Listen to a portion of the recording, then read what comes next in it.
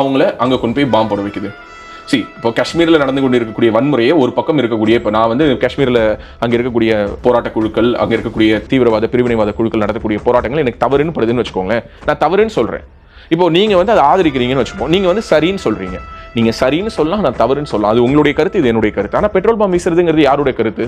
அது யாருடைய சிந்தனை? அது யாருடைய செயல்பாடு? ஸோ அப்போது காஷ்மீர் மாதிரி காஷ்மீர் மக்களுக்கு ஆதரவு தெரிவிக்கக்கூடிய நீங்களும் என்னதான் கையில் எடுக்கிறீங்க? ஆயுதத்தை தான் கையில் எடுக்கிறீங்க. ஸோ பெட்ரோல் பாம்பை வீசும்பொழுது உங்களுடைய சித்தாந்தத்தை நீங்கள் எப்படி மக்களோடு, பொதுமக்களோடு, பொது சமூகத்தோடு உரையாட முடியும்? அப்போ நேச்சுரலாகவே நீங்கள் என்ன மாதிரியான ஒரு இன்டென்ஷனை ஏற்படுத்துறீங்க? மக்களுக்கு ஐயோ வேணாங்க, பாருங்க, அதுவும் காஷ்மீரில் நடக்கக்கூடிய மக்கள், அங்கே இருக்கக்கூடிய தீவிரவாத குழுக்கள், பிரிவினைவாத குழுக்கள் ஒரு நேர்மையான ஆர்மி ஆஃபீஸரை கொண்டுட்டாங்க அப்படின்னு சொல்லி படம் எடுத்தா என்னங்க இப்படி பண்றாங்க அப்படிங்கிற ஒரு எண்ணோட்டம் தானே வரும். என்ன இவங்க எதிர்பார்க்குறாங்கன்னு எனக்கு தெரியல. உண்மையாவே நான் என்னோட கடைசி முகுந்த் வரதராஜனை சுட்டுக் கொன்றது ஒரு தீவிரவாதி. இவர் பதிலுக்கு அந்த தீவிரவாதியை சுட்டுக் கொன்றார். அந்த ஆபரேஷன்